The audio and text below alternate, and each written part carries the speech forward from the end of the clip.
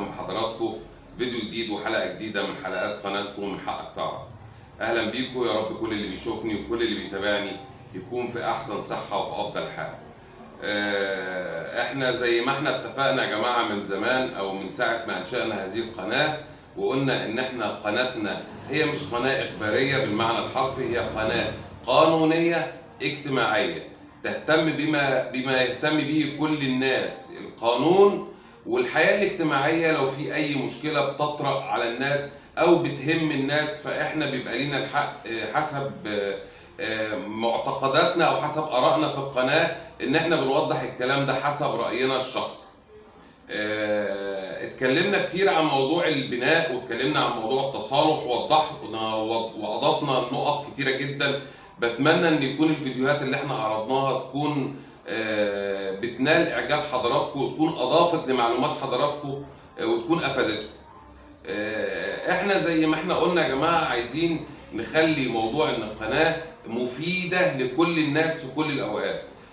فالنهارده احنا عندنا موضوع مهم جدا، عايز حضراتكم ما تسيبوش الفيديو، خليكم معايا للاخر عشان الموضوع ده بيهم كل الناس المتجوزين او الناس المقدمين على الجواز، وهو موضوع الطاعه للزوجه. يعني ليه الزوجه بتطيع زوجها؟ وهل هناك ما يفيد قانونا وشرعا ان الزوجه عليها طاعه زوجها؟ وايه الحل لو الزوجه ما قطعتش زوجها؟ وما يترتب على عدم طاعه الزوجه لزوجها؟ احنا النهارده هنتكلم عن انذار الطاعه اللي هو بيقوم به الراجل المتزوج، بيوجه انذار لزوجته في حاله ان هي بتخرج عن طاعته.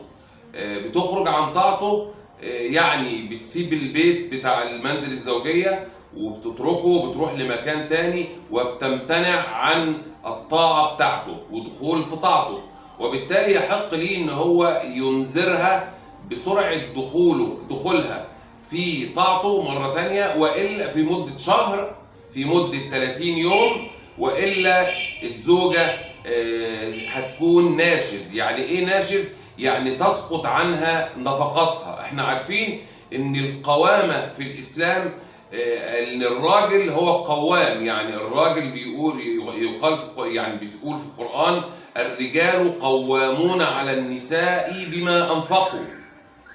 الرجال قوامون على النساء بما انفقوا، يبقى الراجل عليه الانفاق على اسرته، في مقابل ذلك ان الزوجه بتلتزم بطاعه زوجها.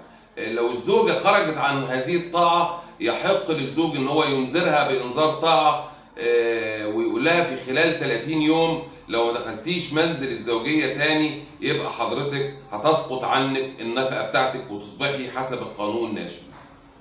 ايه السند القانوني في الموضوع ده؟ السند بتاعنا نص الماده 11 مكرر من القانون رقم 25 لسنه 1929 المعدله والمضافه بالقانون رقم 100 لسنه 1985 اللي قالت في الماده 11: اذا امتنعت الزوجه عن طاعه الزوج دون حق توقف نفقه الزوجه من تاريخ الامتناع وتعتبر ممتنعه دون وجه حق اذا لم تعد لمنزل الزوجيه بعد دعوى الزوج إياها للعودة بإعلان على يد محضر لشخصها أو من ينوب عنها، وعليه أن يتبين في هذا الإعلان المسكن. يبقى احنا هنا المادة 11 مكرر وضحت ان السند القانوني في ان الراجل ليه حق ان هو يطلب زوجته في الطاعة، ان هو يعلنها او ينذرها على يد محضر ان هي في خلال شهر تدخل في طاعته، والا بعد انقضاء هذا الشهر تعتبر الزوجه ليس لها حق في النفقه وبالتالي تكون ناشز. طيب اعلان الزوجه هنا في موضوع الانذار بالطاعه لابد يكون لشخصها، يعني هي اللي تستلم الاعلان او من ينوب عنها، والنيابه هنا او الانابه هنا بتعتبر زي الولايه على النفس، فالمفروض يكون ابوها، يعني يا هي يا والدها او القوامه على النفس ان هو يستلم. غير كده ما يعتبرش حد ساكن معاها في البيت او الكلام ده كله، لو استلم الانذار لا يعتد بيه. يعتد بيه اذا كانت هي استلمت او الولي عليها استلم وتعدي بعد كده 30 يوم. بعد ال 30 يوم لو الزوجه ما اعترضتش على الانذار ده تصبح الزوجه ناشز ويسقط حقها في النفقه.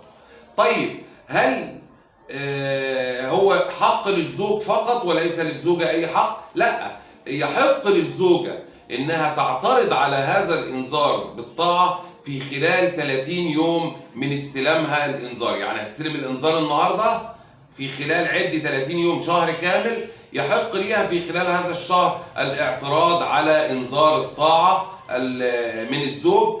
ويحق ليها بقى ان هي عشان يقبل الاعتراض بتاعها لابد ان هي تبين ان الزوج غير امين عليها نفسا ومالا، لان هي لازم لما تعترض يكون هناك اسباب للاعتراض.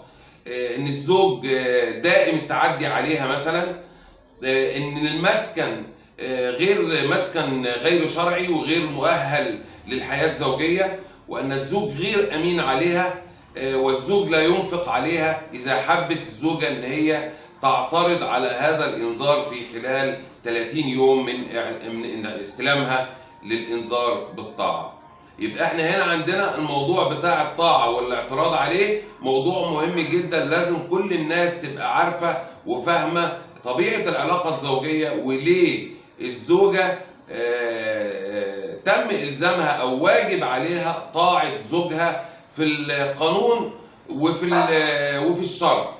لأن هنا زي ما احنا قلنا القوامة إن الزوج كل اللي عليه إن هو بيصرف على زوجته وبيصرف على أسرته وبيصرف على أولاده، في مقابل ذلك الزوجة لابد تكون في تحت طاعة الزوج مقابل إنفاقه عليها هي وأولادها والكلام ده كله. موضوع الطاعة وموضوع الاعتراض على انذار الطاعة احنا اتكلمنا فيه النهارده بشكل اون جنرال كده او بشكل سريع، انما الموضوع هناك تفاصيل كتيرة وتفاصيل صغيرة ان شاء الله هنتوالى في حلقات جاية بالتفصيل ان شاء الله. انما احنا بنحاول ان احنا ننشط معلومات حضراتكم كده، هنطلع طالعين من جو موضوع التصالحات والكلام ده كله، بنحاول ان احنا ندخل في حاجات صغيرة كده تدي حضراتكم معلومات مهمة في حياتكم، يا ريت تكون ان شاء الله تعجبكم ويا ريت تكونوا حضراتكم تستفيدوا منها. بتمنى ان شاء الله فيديو النهارده يكون عجب حضراتكم، بتمنى تكونوا استفدتوا. احنا النهارده بنصور في المكتب، حبيت برضو ان انا اغير الفيو عشان ما تملوش. اشوفكم ان شاء الله في فيديو جديد ان شاء الله. اشوفكم على خير باذن الله، والسلام عليكم ورحمه الله وبركاته.